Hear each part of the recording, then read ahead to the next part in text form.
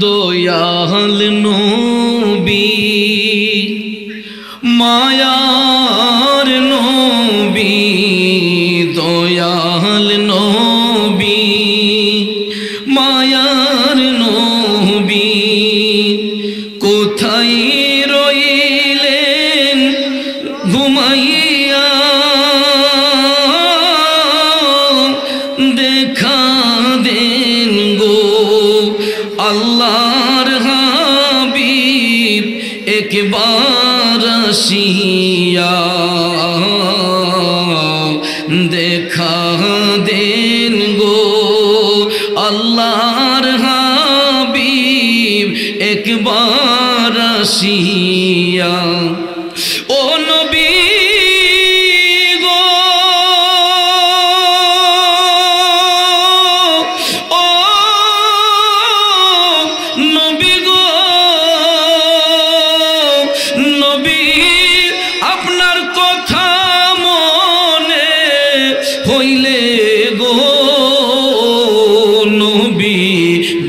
ভাই সাজাই নয়ন জ্বলে আমার বুক ভাই সাজাই নয়ন জ্বলে কেমনে থাকি সহিয়া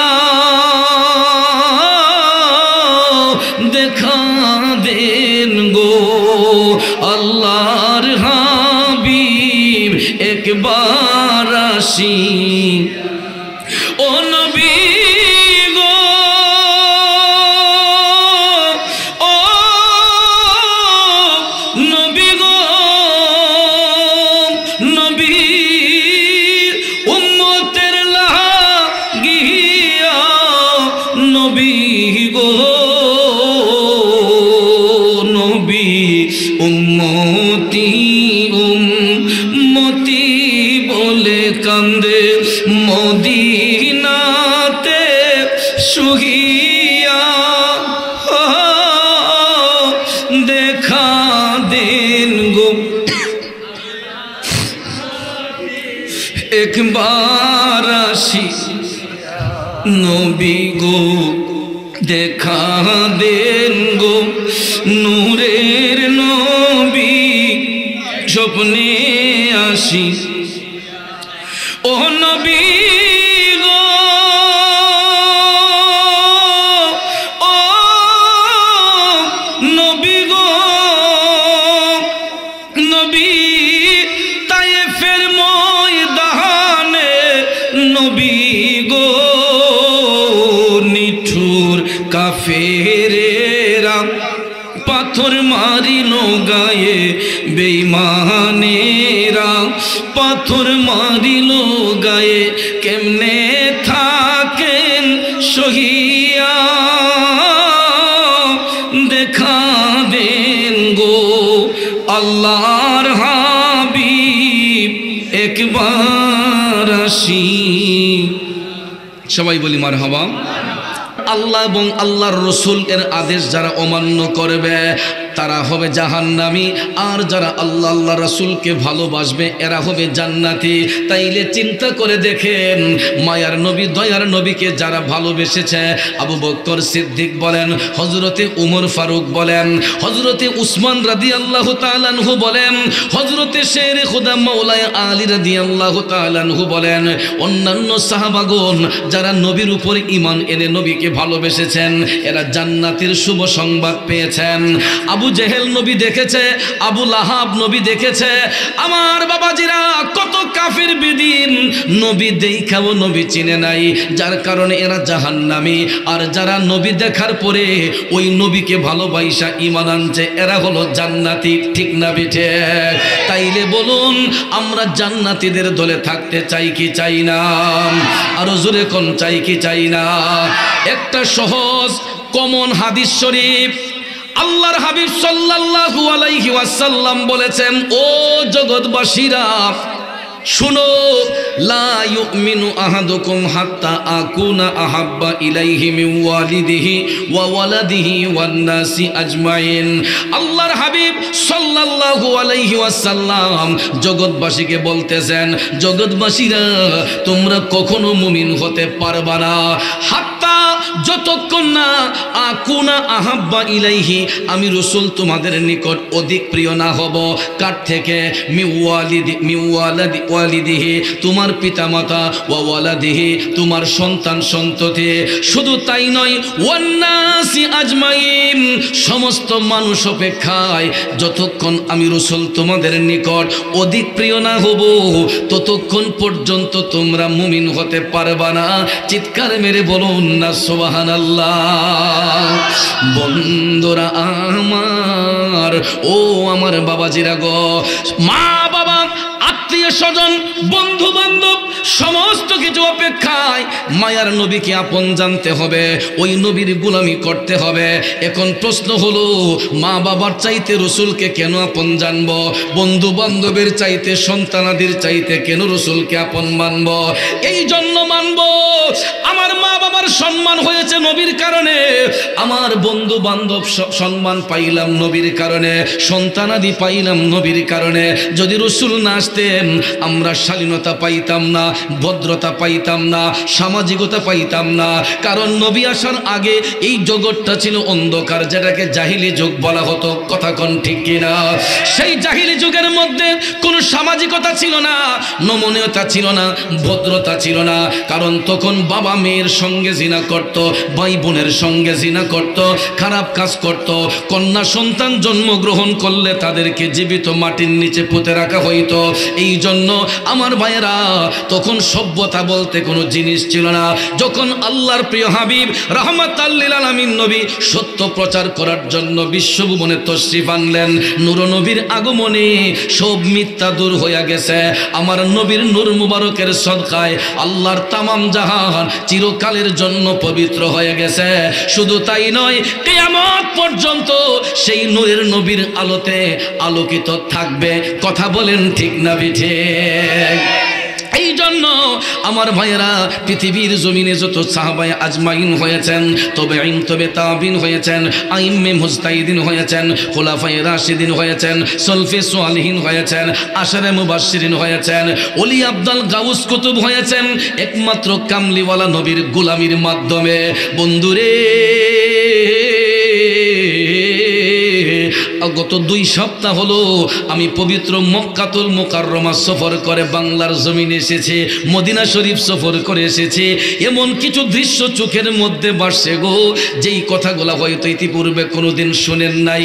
আব্বাজিরা আমার শুনলেও আমি এটা বইয়ের ভাষায় অনেক শুনেছি, কিন্তু প্র্যাকটিক্যালি ভাবে এবছর হতে গিয়া মদিনা শরীফের মধ্যে যায় আপন চোখে দেখেছে।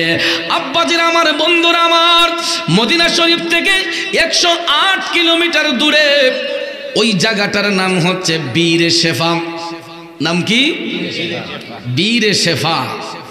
আমরা তো মনে করি যে জমজম কূপের পানি তো সবচাইতে দামি, ঠিক কিনা?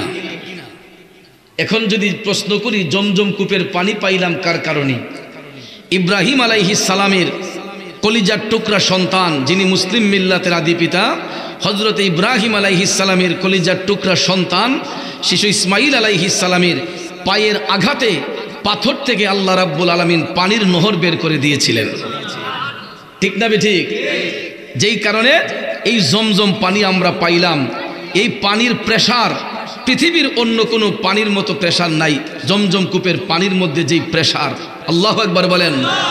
এবং এটাও শুনেন, পৃথিবীতে যত পানি আছে, কোম্পানির পানি আছে, ওইগুলোর মধ্যে মেডিসিন দিতে হয়, মেডিসিন দিয়ে এইগুলাকে প্রক্রিয়াজাত করতে হয়। কিন্তু জমজম কূপের পানি উইদাউট মেডিসিন, কোনো মেডিসিন নাই। শিশু ইসমাইল আলাইহিস সালামের পায়ের বরকতে, পায়ের আঘাতে এই পানিটা এত সুন্দর মিনারেল হয়েছে ভাইয়ার আমার, যেটার মধ্যে ভাইরাসের কোনো আশঙ্কা নাই। কিয়ামত পর্যন্ত সব হাজিরা মিলে যদি ওই পানি খায়, দুনিয়াবাসীরা মিলে যদি পানি খায়, ওই পানি শেষ হবে না। সুবহানাল্লাহ বলেন। এই ইতিহাস আমরা জানি, কিন্তু বীর শেফা এটাও একটা পানির কূপ। আল্লাহু আকবার বলেন। আল্লাহর হাবিব মক্কা বিজয়ের পরে যখন মদিনার পানে রওনা হলেন, ঐতিহাসিক বদরের ময়দানে আসার পরে বদরের যুদ্ধ যখন সংগঠিত হইল, সাহাবায়ে কেরাম ঐক্যবদ্ধ হইয়া যখন কাফির বেদিনদের বিরুদ্ধে যখন রুখে দাঁড়ালেন, আব্বাজিরা আমার, বদরের যুদ্ধে যখন মুসলমানদের জয় আসলো, তখন মায়ার নবী দয়ার নবী সাহাবায়ে কেরামকে সাথে নিয়ে বদর প্রান্ত থেকে মদিনা শরীফের উদ্দেশ্যে রওনা হলেন। বন্ধুরে, দেখেন কেমন নবীর উম্মত আমরা। ওই নবীর উম্মত হইয়া নবীরে তাজিম করি না, কিন্তু দেখেন আল্লাহ তার বন্ধুরে কত ভালোবাসে। সাহাবায়ে কেরাম বদর প্রান্ত থেকে হাইটা যখন প্রায় বদর থেকে 30 কিলোমিটার যখন চলে আসলেন, আসার পরে যেই রাস্তা দিয়া মেন রাস্তা দিয়া যখন আসতেছেন, এমন সময় কাফের বেদিনরা মায়ান নবীর কাফেলা চতুর্দিকে ঘিরে ফেলেছে। এরা আক্রমণ করার জন্য, মায়ান নবীর কাফেলার মধ্যে আক্রমণ করার জন্য চতুর্দিকে তারা এই দয়াল নবীর কাফেলাকে ঘিরে ফেলল। হঠাৎ করে রাহমাতাল লিল আলামিন নবী সাহাবায়ে কেরামকে ডাক দিয়ে বললেন, তোমরা রাস্তা পরিবর্তন করো। রাস্তা পরিবর্তন করার পরে মেন রাস্তা থেকে নাইমা আল্লাহর হাবিব সাল্লাল্লাহু আলাইহি ওয়াসাল্লাম একটু সাইড হইয়া উম্মতদেরকে অর্থাৎ সাহাবায়ে কেরামকে নিয়ে চলে গেলেন। ও বন্ধুরা, বাবাজিরা, মায়ান নবী যখন একটু সাইডে চলে গেলেন, কাফের মুশরিকরা আর মায়ান নবীর রাস্তা আটকাতে পারল না। দয়াল নবী সাহাবায়ে কেরামকে নিয়ে সেই জায়গার মধ্যে, নির্জন জায়গাটার মধ্যে যখন অবস্থান করলেন, মরুভূমি, নাই কোনো গাছপালা। এখন পর্যন্ত সেখানে গেলে কোনো গাছপালা দেখা যায় না, শুধু বালি আর বালি, পাহাড় আর পাহাড়। বন্ধু, 1500 বছর আগে যেরকম ছিল এখনো ঠিক সেই রকম মরুভূমি, পাহাড়, বালি। বাবাজিরা আমার, মায়ার নবী দয়ার নবী, কোনো গাছপালা নাই, ছায়া নাই। এমন সময় উম্মতদেরকে সাথে নিয়ে সেই জায়গার মধ্যে অবস্থান করলেন। সাহাবায়ে কেরাম রোদের তাপ সইতে না পেরে অনেকক্ষণ হাঁটলেন। তারা জিহাদ করেছেন, বদরের যুদ্ধ করেছেন, করার পরে যখন তারা এই দিকে আসতেছেন অনেক পেরেশানি হয়ে গেলেন, সবার গলা শুকিয়ে গিয়েছে। সাধারণত দেখবেন আমরা যখন চকে কাজ করতে যাই, জমিনে কাজ করতে যাই, একটু পরিশ্রম করলেই দেখবেন গলাটা শুকাই আছে। অনেকে বাড়ি থেকে কলসি ভরে পানি নিয়ে যায়, বোতল ভরে পানি নিয়ে যায়। যখন পানির তিরাস হয় দেখবেন আমরা ক্ষেতের আইলে বৈশা পানি পান করি না? কারণ পানির পিপাসা যার হয় ওই ব্যক্তি বুঝতে পারে, কারণ ওই মুহূর্তে যদি তার মুখের মধ্যে পানি না দেওয়া হয় যেন দমটা বের হইয়া যায়, ঠিক না? শ্বাসটা যেন বন্ধ হইয়া যায়। বাবাজিরা আমার, অনেক সময় দেখবেন খালের দিয়ে পানি গেলে আমরা খালের পানি পান করি, ডুবার পানি পান করে তৃষ্ণা নিবারণ করি। সাহাবায়ে কেরাম তারা তৃষ্ণার্ত, গলা শুকিয়ে গেছে, ডাক দিয়ে বলতেছেন, নবী গো, এই মুহূর্তে আমাদের মুখের মধ্যে পানি না দিলে আমরা আর বাঁচব না। আল্লাহর হাবিব সাল্লাল্লাহু আলাইহি ওয়াসাল্লাম ডাক দিয়ে বললেন, তোমরা একটু তাকাইয়া দেখে তো আশেপাশে পানির কোনো কূপ আসেনি। সাহাবায়ে কেরাম অনেকক্ষণ হাঁটার পরে পানির কোনো কূপ তারা খুঁজে পাইলেন না। কারণ আরব রাজ্যে এখনো বিভিন্ন জায়গার মধ্যে গেলে দেখা যায় পূর্বের যেই পানির কূপগুলা ছিল এইগুলা এখনো অনেকে মডিফাই করে যত্ন করে রেখে দিছে। বাবাজিরা আমার, আল্লাহর হাবিব সাল্লাল্লাহু আলাইহি ওয়াসাল্লাম বললেন, উম্মতেরা তোমরা একটু তাকিয়ে দেখো তো আশেপাশে কোনো পানির কূপ দেখা যায় কিনা। অনেকক্ষণ হাঁটার পরে সাহাবায়ে কেরাম পানির কোনো কূপ খুঁজে পাইলেন না। তারা যখন ব্যর্থ হয়ে ফিরে আসলেন, এমন সময় আল্লাহ রাব্বুল আলামিন কুদরতের জবান দিয়া আপন বন্ধু নবী মুস্তাফা, পানির কূপ আছে কিন্তু আপনার থুতু মুবারক দেওয়ার অপেক্ষায় ওই কূপ অপেক্ষা করতেছে। আল্লাহ রাব্বুল আলামিন কুদরতের জবান দিয়া ডাক দিলেন, হাবিব আপনার কুদরতে আপনার এই জবান মুবারক থেকে আপনি একটু থুতু মুবারক ওই কূপের মধ্যে ফালাইয়া দেন। তখন আল্লাহর হাবিব সাল্লাল্লাহু আলাইহি ওয়াসাল্লাম চমকে উঠলেন। আল্লাহ পাকের কুদরতি জবানের কথা শুনে সত্যি সত্যি দেখা যায় একটা পানির কূপ নবীজির কাছে দেখা যায়। সাহাবায়ে কেরামকে রাসূল নির্দেশ দিলেন, হে আমার উম্মতেরা দেখো তো এই কূপের পানিটা কেমন। তখন সাহাবায়ে কেরাম তাকাইয়া দেখতেছেন এই কূপের ভিতরে অনেক ময়লা আবর্জনা পড়ে আছে। অনেক ময়লা আবর্জনা পড়ে আছে। তখন তারা সেখান থেকে একটু পানি উঠালেন। উঠানোর পরে ওই পানিটা যখন জিহ্বার মধ্যে দিলেন, সাহাবাই কেরাম দেখতেছেন এটা খুব লবণাক্ত পানি। পানিতে যদি লবণ হয় এই পানি কি খাওয়া যায়? সমুদ্রের পানি দেখবেন, দেখতে সুন্দর লাগে, খাইতে মজা আছে? শুধু লবণ আর লবণ। আমি আরব সাগর গেলাম জিদ্দাতে, যাওয়ার পরে একটু সমুদ্রের কিনারে গিয়া দেখলাম এত সুন্দর করে ঢেউ আসতেছে। শখ কইরা একটু পানি হাতে নিয়া মুখে দিতে দেরি হইছে, ছাড়তে দেরি হইছে না। সুবহানাল্লাহ। মানে লবণ কি বলে বোঝা যায় যে যেমন লবণের প্যাকেটটা এনে ডাইলা দিছে।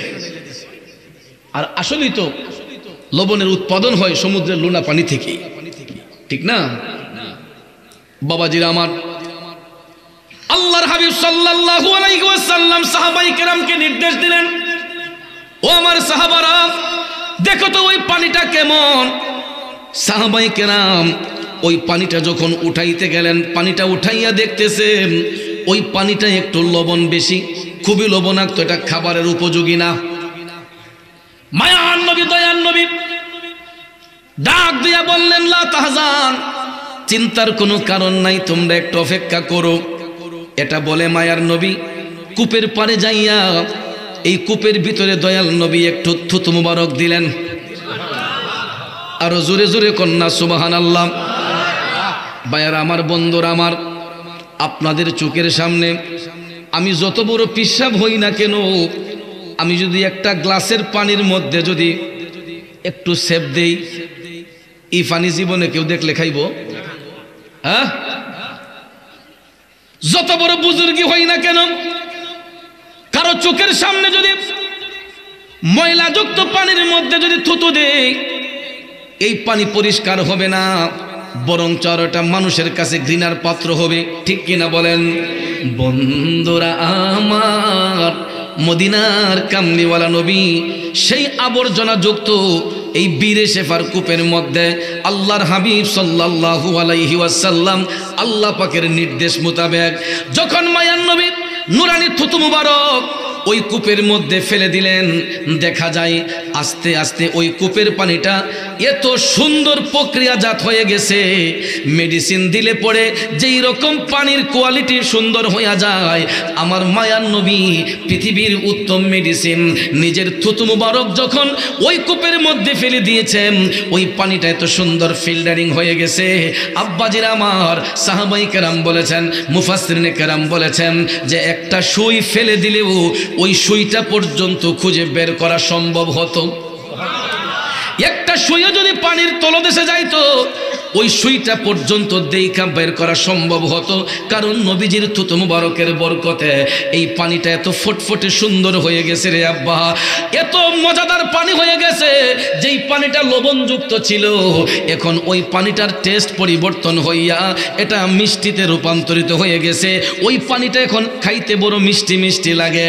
আমি যতবার গিয়েছি ততবার আমি এই কূপের পানি পান করেছি। ওই কূপটার নাম হচ্ছে বীরে শেফা।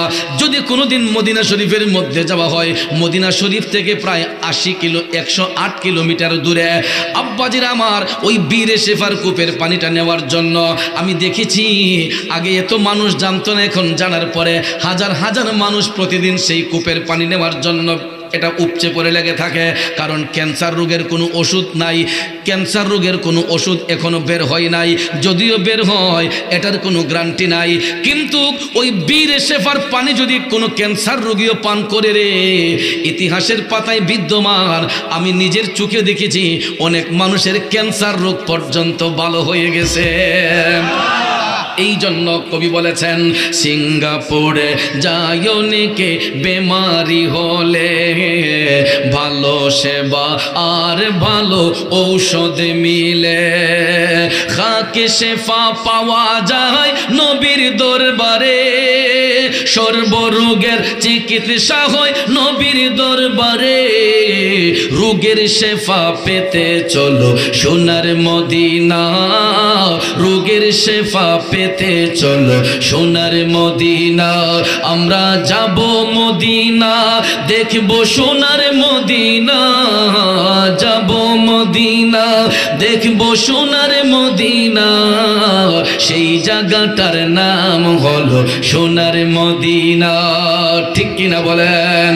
লন্ডন, প্যারিস, ওয়াশিংটন, বার্লিন যেতে চাই না, হংকং, বেজিং, টোকিও, সিঙ্গাপুর চাই না, মন আমার যেতে চায়, মন সহবার যেতে চায় এই দুনিয়ার একটি জায়গায়, সেই জায়গাটার নাম হলো সোনার মদিনা, সেই জায়গাটার নাম হলো সোনার মদিনা।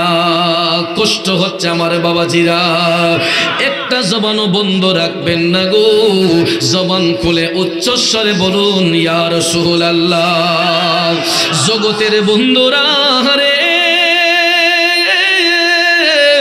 ও মুরব্বী বাবাজিরা গো, আমার মায়ার নবীর নুরানি থুতু মুবারকের বরকতে এই বীর শেফার পানি এত মজাদার হয়ে গেছে, আব্বাজিরা আমার কিয়ামত পর্যন্ত হাজী সাহেবরা ওই পানিটা যখন পান করে, পৃথিবীর অন্যান্য পানি থেকে ওই পানিটা একটু মজাদার পানি, একটু হালকা মিষ্টি মিষ্টি খাইতে লাগে। চিন্তা করে দেখেন, যে পানিটা লবণাক্ত ছিল, খাবারের অনুপযোগী ছিল, কিন্তু দয়াল নবীর বরকতে এটা খাবারের যোগ্য হয়ে গেছে। ঠিক না বেঠে? এবং এমন যোগ্য হয়েছে রে, এটার নাম হয়ে গেছে বীর শেফা। শেফা মানে রহমত, আসান, অর্থাৎ নবীজির উসিলায় এটা আসছে নবীর কাছে, আল্লাহ পাক পাঠিয়েছেন, আর ওইটা নবীজি থুতু মুবারক দেওয়ার কারণে এটা বরকতময় হয়ে গেছে। আর এই পানি যারা ব্যবহার করবে, যারা পান করবে, এদের রোগ বালাই নসিব হয়ে যাবে। আল্লাহু আকবার বলবেন না? কেমনে ওই নবীর আমাদের মতো বলেন, কেমনে ওই নবীর নূরকে অস্বীকার করে? একটু আগে তো ছোট ভাই ওষুধ দিয়ে গেছে, কাজে আমার আর মলম দেওয়ার কোনো প্রয়োজন নাই। কিন্তু বাজান, ওই নবীর গোলামি ছাড়া আখিরাতের রাস্তা পার হওয়ার কোনো রাস্তা নাই। যেই কারণে আল্লাহ রাব্বুল আলামিন সূরা নিসার 14 নম্বর আয়াতে কারিমার মধ্যে আমাদেরকে এই সংবাদটা জানিয়ে দিয়েছেন যে যারা আল্লাহ এবং তার রাসূলের অমান্য করবে এবং আল্লাহর আদেশ যারা অমান্য করবে, আল্লাহ রাব্বুল আলামিন যেই আদেশগুলো আমাদেরকে দিয়েছেন তার বহির্ভূত যারা চলাফেরা করবে, এদের জন্য আমার আল্লাহ জাহান্নাম তৈরি করে রেখেছেন এবং ওখানে এরা অনেক দিন থাকবে, যন্ত্রণাদায়ক শাস্তি তাদেরকে প্রদান করা হবে।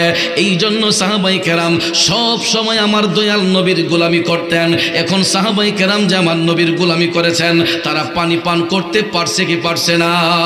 শুধু সাহাবাই কেরাম নয়, কিয়ামত পর্যন্ত যত হাজী সাহেবগণ মদিনা শরীফের মধ্যে যাইবে রে, ওই কূপের মধ্যে যারা দেখতে যাইবে, তারা কিয়ামত পর্যন্ত পানি পান করলেও যেমনি ভাবে জমজমের পানি খাইয়া শেষ করা যাবে না, বীরে শেফার পানি পান কইরাও শেষ করা যাবে না, বরং জমজম কূপের পানির চাইতে এই বীরে শেফার পানির মূল্যটা অনেক অনেক বেশি।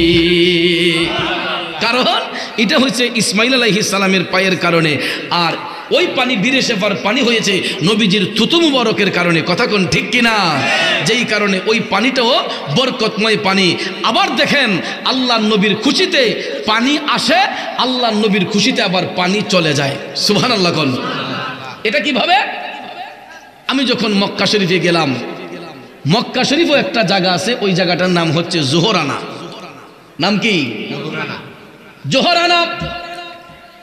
ওই জোহরানা তো একটা পানির কূপ আছে বাজান, এই কূপের পারে একটা মসজিদও আছে রে। এই জোহরানার মসজিদে 2 রাকাত নামাজ আদায় কইরা হাজী সাহেবরা যদি মক্কা শরীফ, কাবা শরীফ তাওয়াফ কইরা উমরা করে, দয়াল নবী বলেছেন একই সঙ্গে ওই ব্যক্তির আমলে 2টা উমরার সওয়াব দান করা হবে। যতগুলা মিকাত মসজিদ আছে, ওই মিকাত মসজিদগুলোতে আপনি যখন নামাজ পড়বেন একটা উমরার সওয়াব পাবেন। মদিনা মিকাত মসজিদ আছে, মক্কাতে আছে, আয়েশা মসজিদ আছে, আরো তায়েব যাইতে আরেকটা মিকাত মসজিদ আছে। এরকম ভাবে যতটা মিকাতে আপনি নামাজ পড়বেন, এখানে নামাজ পড়া উমরা করলে একটা উমরার সবই পাবেন। কিন্তু জোহরানার মসজিদে উমরা 2 রাকাত নামাজ পড়া মক্কাতে এসে উমরা করলে 2টা উমরার সওয়াব পাওয়া যায়। সুবহানাল্লাহ বলেন। এটার হাকিকত হলো আল্লাহর হাবিব সাল্লাল্লাহু আলাইহি ওয়াসাল্লাম মক্কা বিজয়ের সময় এক এক সময় এক একটা জায়গা আবাদ করেছেন। জোহরানার এলাকায় যখন মায়ার নবী সাহাবায়ে কেরামকে নিয়ে যখন জিহাদের ময়দানে আসলেন, আব্বাজি মায়ার নবী দয়ার নবী জোহরানার এলাকায় আসার পরে অনেক রাস্তা হাইটে আসার ফলে সাহাবায়ে কেরাম পানি শূন্য হয়ে গেলেন। আল্লাহু আকবার বলেন। সাহাবায়ে কেরাম পানি শূন্য হয়ে গেলেন। পানি পানি বলে সবাই চিৎকার করে, বাবারে পানির জন্য সবাই হাহাকার করতেছে, কিন্তু কোথাও পানির কোনো চিহ্ন নাই। মায়ার নবী দয়ার নবী সাহাবায়ে কেরামকে বললেন, তোমরা যাও আশেপাশে পানির কোনো কূপ পাওয়া যায় কিনা একটু দেখে আসো। সাহাবায়ে কেরাম হাঁটতে শুরু করলেন। হাঁটতে হাঁটতে হাঁটতে যাইয়া পানির একটা কূপ পাইলেন। তারপরও এই পানির কূপটা কোনো পানি নাই, সেটা একদম শূন্য। একটা পানির কূপ যাও পাওয়া গেছে, ওই পানির কূপের ভিতরে কোনো পানি নাই, এটা একবারে শূন্য। এখন শূন্য কূপের ভিতরে কি কোনো পানি আছে? হ্যাঁ? সাহাবায়ে কেরাম আল্লাহর নবীর কদমে আসলেন, ইয়া রাসূলুল্লাহ আমরা তো হাঁটলাম দেখলাম, কিন্তু একটা কূপ পেয়েছি, এটার মধ্যে কোনো পানি নাই। দয়াল নবী বলছেন, লা তাহজান, চিন্তা করো না।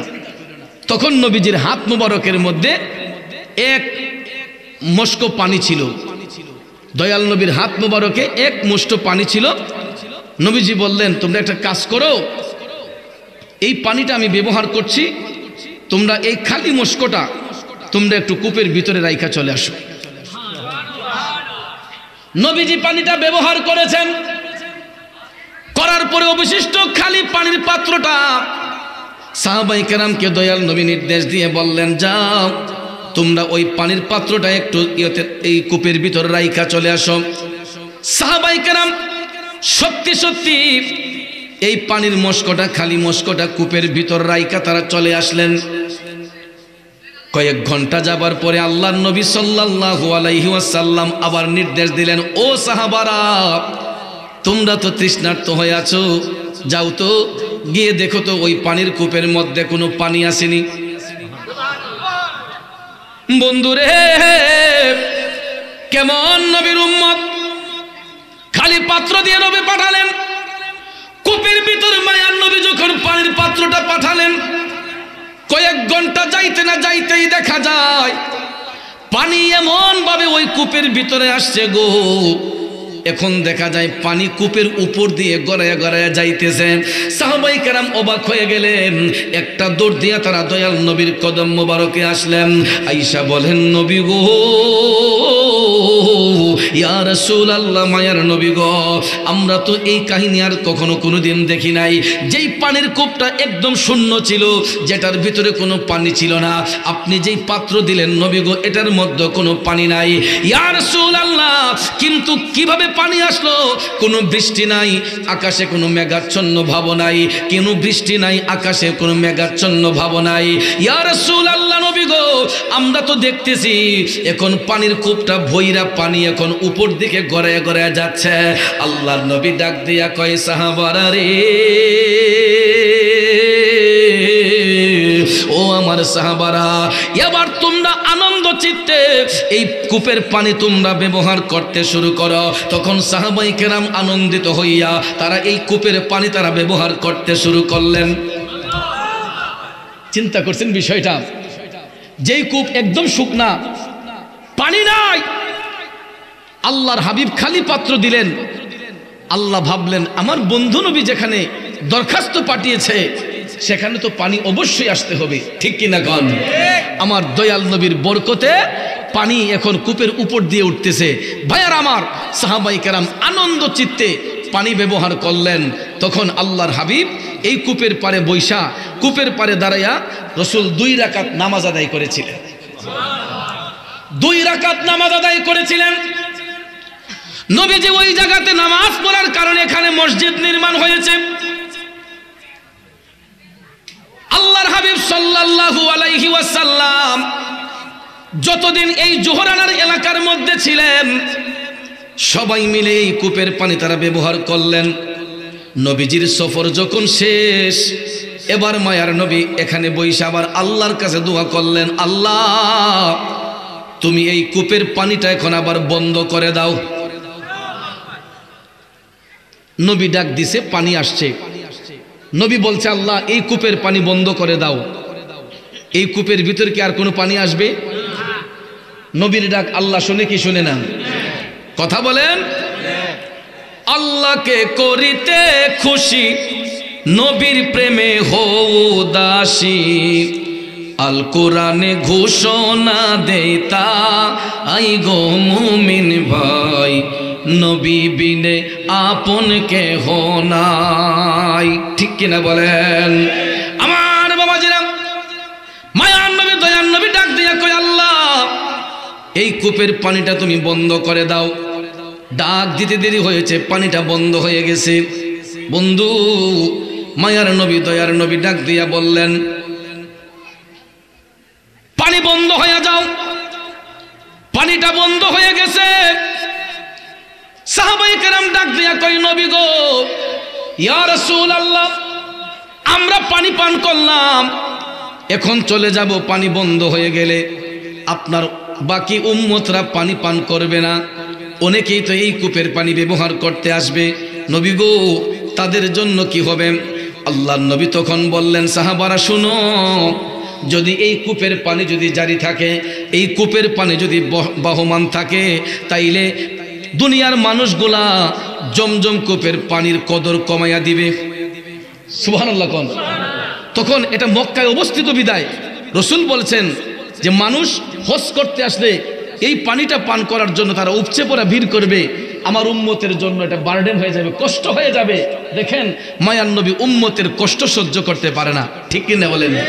আল্লাহর নবী বলছেন সাহাবায়ে কেরামকে যে দেখো আমার উম্মতের পক্ষে এটা কষ্টসাধ্য হয়ে যাবে, তারা জমজম কূপের পানিও পান করবে। আবার যখন তারা জানবে যে আমি নবীর কারণে আল্লাহ রাব্বুল আলামিন এই জোহরানার কূপে পানি দিয়েছেন, তখন এই পানি পান করার জন্য আমার উম্মতরা ভিড় জমাবে। যেই কারণে এই পানিটা বন্ধ হয়ে যাক, তাইলে এখানে আর কেউ ভিড় করবে না। তারপরে রসুল বলেছেন আমার উম্মতরা নিরাশ হবে না।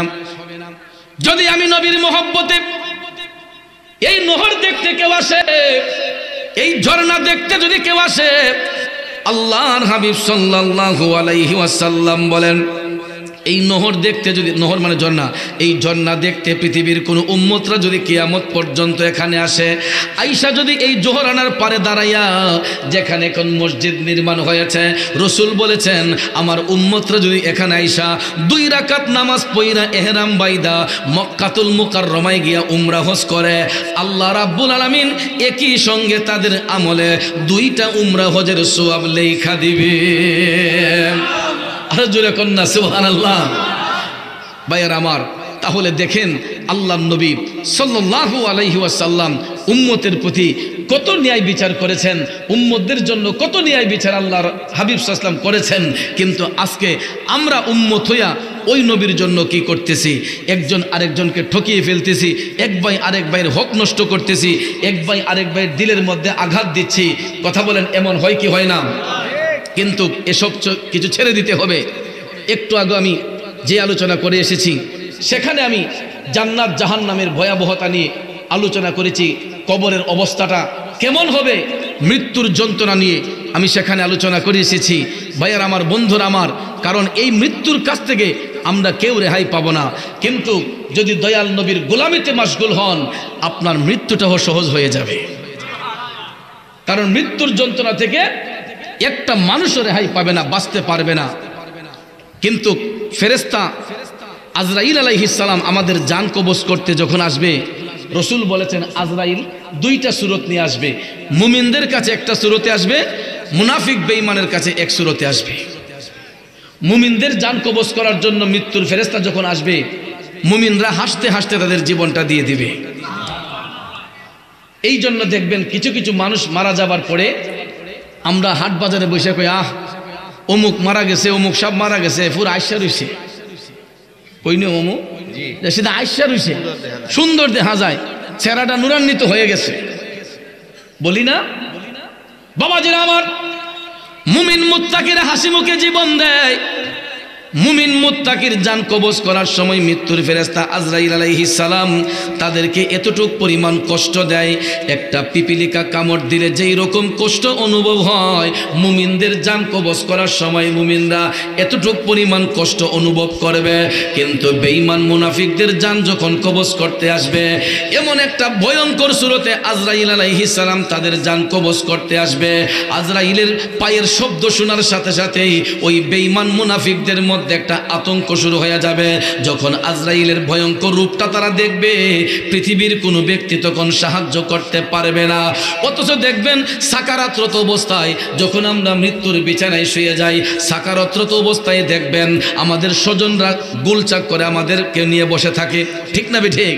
ওই মৃত্যু পথযাত্রী সাকারাতরত ব্যক্তির চতুর্দিকে দেখবেন মানুষ বসে থাকে, কেউ মুখের মধ্যে পানি ঢেলা দেয়, কেউ দোয়া কালাম ফললে কোনো কাম হইব? যখন মৃত্যুর ফেরেশতা জান কবজ করবে, এই মৃত্যুর হাত থেকে একটা আল্লাহর বান্দা বান্দিও ছাড় পাবে। কিন্তু আমরা দেখি না। আজরাইল ফেরেশতাকে একজন ব্যক্তি দেখতে পায়, ওই ব্যক্তিটা হলো মৃত্যু পথের যাত্রী। যাই ব্যক্তিটার সাকারাত শুরু হয়, ওই মুহূর্তে শুধু ওই ব্যক্তিটা দেখতে পায়, আর পৃথিবীবাসী কেউ দেখে না। ভাইয়ার আমার, আর ওই মুহূর্তে আজরাইলের ভয়ঙ্কর সুরত দেখে অনেক মানুষ দেখবেন পায়খানা করে দেয়, অনেক মানুষ দেখবেন পেশাব করে দেয়। ওফাতের পরে যারা লাশগুলা ধৌত করতে নিয়ে যায়, তাদেরকে জিজ্ঞেস করে দেখবেন অনেক সময় তাদের পায়খানার রাস্তা দিয়ে ময়লা বের হয়ে যায়। এটা দেখা সম্ভব হয়। যারা লাশ ধৌত করেন, অনেক পেশাব করে কাপড়টা লুঙ্গিটা ভিজিয়ে ফেলে, কারণ এটা একটা কঠিন একটা অবস্থা। পায়ের বৃদ্ধাঙ্গুল থেকে টিপতে টিপতে টিপতে টিপতে আমাদের শ্বাস নালীর মধ্যে যখন দমটা যখন নিয়ে আসে, তখন দেখবেন মানুষ একবার মুখ খুলে একবার বন্ধ করে একটা হাঁপানি রোগের মতো হয়ে যায় সাকারাতরত অবস্থায়। কথা কোন ঠিক কিনা? এই জন্য একজন কবি বলেছেন, সাকারাতের বিছানাতে কি যে যন্ত্রণা, সাত সাগরের পানি দিলেও তৃষ্ণা মিটে না, ঠিক কিনা? ওই মুহূর্তের 7 সমুদ্র 13 নদীর পানি যদি তার মুখে ঢেলে দেওয়া হয়, যেন ব্যক্তিটার তৃষ্ণা নিবারণ হয় না। আর নবী প্রেমিকরা, অলি প্রেমিকরা তখন আরজি দিয়া কয়, সাকারাতের বিছানাতে কি যে যন্ত্রণা, 7 সাগরের পানি দিলেও তৃষ্ণা মিটে না। সেই দিন কাউসারেরও পানি দিবেন শাহে মদিনা, কাউসারেরও মালিক যিনি তাহাকে চিনুন। ভালো যদি বাসতে হয় নবীকে বাসুন, ভালো যদি বাসতে হয় নবীকে বাসুন।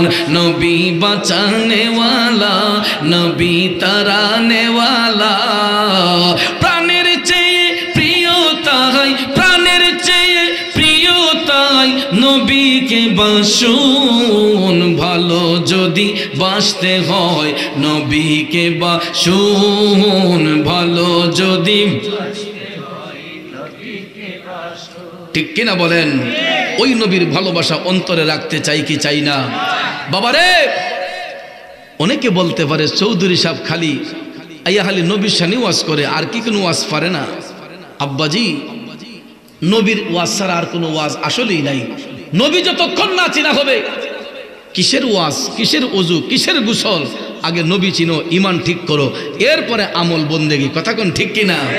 কারণ তরকারি পাক কইরা মামু সব ধরনের মশলা দিলাম, লবণ লানা দিলে হ্যাঁ, লবণটা না দিলে তো বাবুর্চির অবস্থা খারাপ। কথা ঠিক না ঠিক মামু? গৃহস্থ যখন ঘরে আসে, ম্যাডাম তরকারি ফাঁক করে, লবণটা না হইলে তুই গড় দরবার না, মিশা কইলাম? কত বাইসাবে ফ্লেট ফেল আসার দাবেন গেলা ভাঙে নিও, ইটা দেখো খাইতাম না মামু। কথা ঠিক না বেঠি? এমন হয়েছে নি কোনদিন করো? গড় হইছে না, না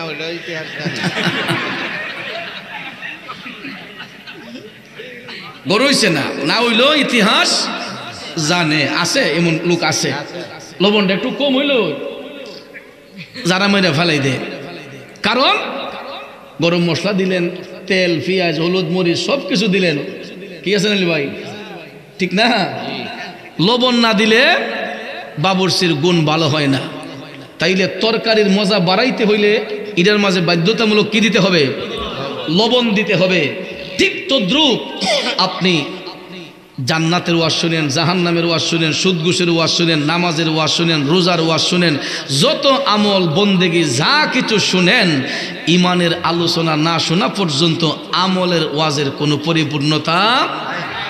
এই জন্য যেমনিভাবে তরকারিতে লবণ ছাড়া তরকারির স্বাদ হয় না, ঠিক তদ্রুপভাবে ইমান ছাড়া আমলের কোনো মূল্য হয় না। কথা বলেন ঠিক কিনা? এই জন্য শুধু চৌধুরী নবী নবী করে, এই জন্য আমরা নবীর গোলামি করি। বাবারে, এত গোলামি করার পরেও তো তাদের হেদায়েত হয় না। বর্তমান সমাজের মধ্যে ভাইয়ে ভাইয়ে ঝগড়া অনেকটা কম। এখন পরিবারের মধ্যে ঝগড়ার কারণ আকীদা নিয়া। একই মায়ের পেট থেকে দুই ভাই বের হয়েছে, একটা দেখা যায় আশেকের রাসূল, একটা দেখা যায় দুশমনের রাসূল। ঠিক না ঠিক? ফতোয়া এখন ঘরে ঘরে। সে মাদ্রাসার বারান্দায় যায় নাই, মাদ্রাসার বারান্দায় যায় নাই, কোনো একটা দিন কোরআন শরীফ খুলে নাই, বাংলা ছটি বই কতগুলা পইরা আয়া দেখবেন সে নামাজের তহরিমে বাদে বুকের মধ্যে দুইটা ফাও সরাইয়া নামাজের মধ্যে দাঁড়ায়।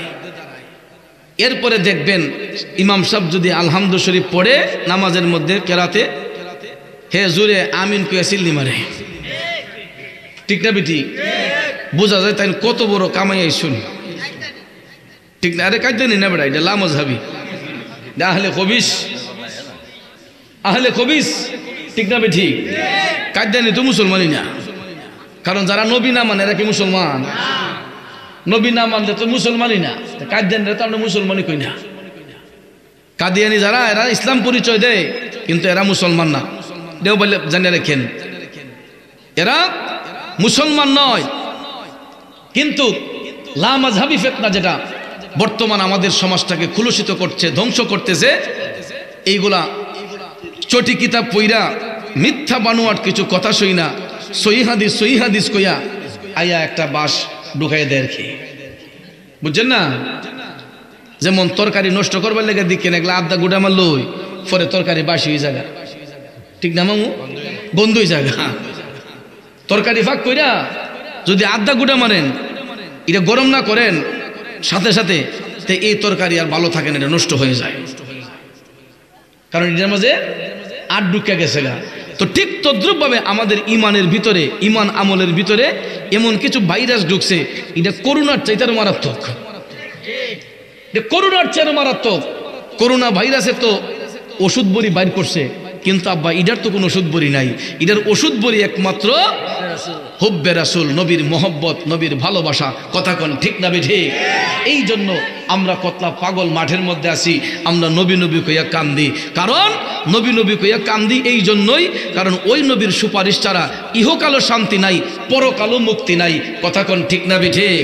তাইলে বলুন, আমরা নবীর মহব্বত চাই কি চাই না?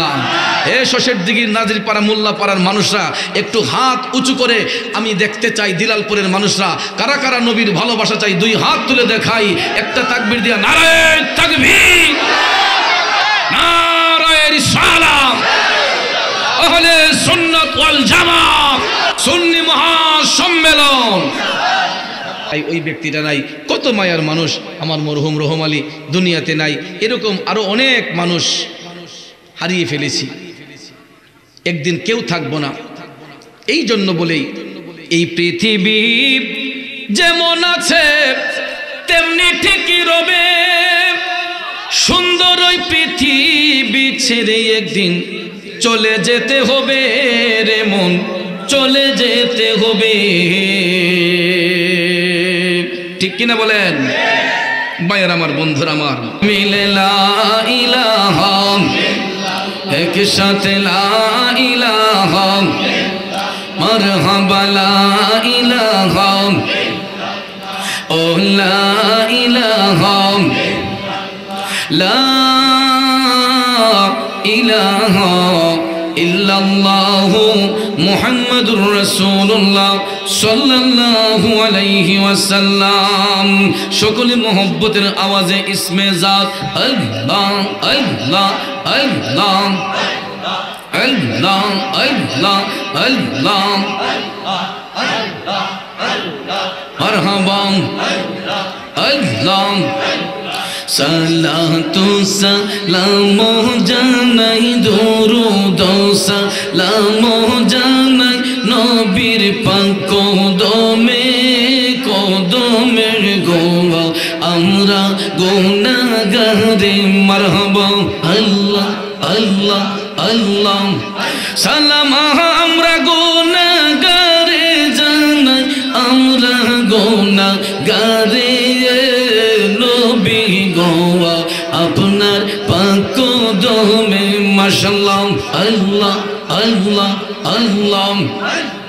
সালাতু সালাম জানাই দুরূদ সালাম জানাই নবীর পাক কদমে কদমে গো আমরা গুনাহগারে মারহাবা আল্লাহ আল্লাহ আল্লাহ আল্লাহ আল্লাহ আল্লাহ আল্লাহ আল্লাহ আল্লাহ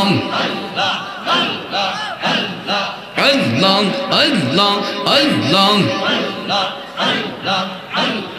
আল্লাহ। আমি কার লাগি সাজাইলাম কুঞ্জ যত্ন করিয়া আমি কার লাগি সাজাইলাম কুঞ্জ যত্ন করে মারহাবা। আইলা না রে প্রাণের মুর্শিদ বসলা না ঘুরে আমি কার লাগি সাজাইলাম কুঞ্জ যত্ন করে মাশাআল্লাহ আল্লাহ আল্লাহ আল্লাহ আল্লাহ আল্লাহ আল্লাহ আল্লাহ। প্রেমের ডোরি বান্ধ রে মদিনার শহরে মাশাআল্লাহ নূর নবী বানাইলেন আল্লাহ প্রেমের কারণে